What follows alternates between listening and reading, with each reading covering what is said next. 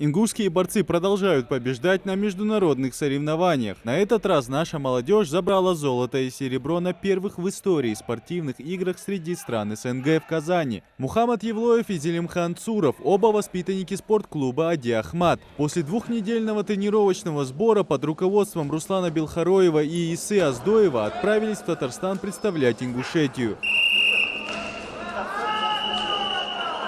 Мухаммад Евлоев не первый год является флагманом греко-римской борьбы среди молодежи в Ингушетии. Свой статус одаренного молодого проспекта Мухаммад подтвердил и здесь, проведя 4 схватки, на классе одолев всех соперников в весе до 87 килограммов. Я за эти все 4 схватки только балл отдал. Прошло нормально так. А оценить мои схватки, вот это все только тренер может.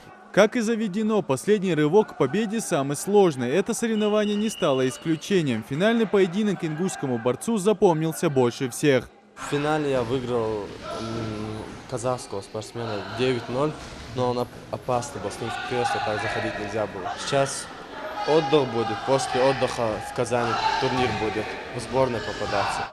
От Зелимхана тренерский штаб также ждал только победы. Все так и складывалось. Однако в полуфинальной схватке молодого борца подвела не дыхалка или техника, а здоровье.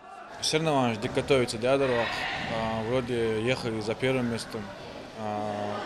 Первую 6 схваток уверенно выиграть раз.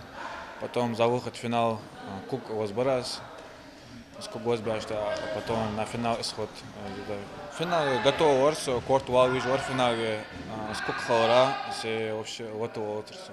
На спортивные игры среди стран СНГ съехались 1640 спортсменов. Турнир проходил впервые. Благодаря хорошей подготовке наши спортсмены были в отличной форме. Выступлениями борцов тренерский штаб доволен. Готовились, можно сказать, очень тщательно, потому что это соревнования проходили в первый раз. На кого мы ставили, Евлоев Мухаммад занял первое место. И, конечно, мы ожидали от Цурова Зелима первое. Есть какие-то ошибки, но мы будем их исправлять и будем работать над этими ошибками. Мы с Русланом, президентом Федерации борьбы, каждый день работаем. Руслан сам непосредственно, хоть президент Федерации, все время находится в этом зале. Постоянно нам помогает, то на сборы, то на соревнования. И, как вы видите, детей много, пытаемся, будем пытаться, олимпийский чемпион футбола, чтобы больше у нас в республике был олимпийский чемпион.